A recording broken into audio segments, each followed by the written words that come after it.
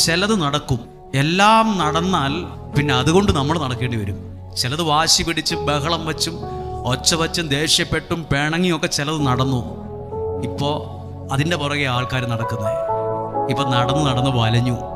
ഇപ്പം 1000 വട്ടം തോന്നുന്നുണ്ട് അത് നടക്കണ്ടായിരുന്നു അല്ലേ.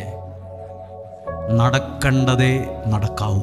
എൻ്റെ ജീവിതത്തിൽ നടക്കാനുള്ളതേ നടക്കാവൂ. അതിനുവേണ്ടി പ്രാർത്ഥിച്ചാൽ മതി. ചില കാര്യങ്ങൾ പ്രാർത്ഥിച്ചാലും നടക്കത്തില്ല. അത് ദൈവം നിനക്ക് നടത്തി തരില്ല. നമുക്ക് വിഷമം തോന്നും, എത്ര നാളായി പ്രാർത്ഥിച്ചു, എത്ര നാളായി ഇങ്ങനെ. അത് ദൈവം നിന്നെ അടച്ചു വച്ചിരിക്കുവാണ്.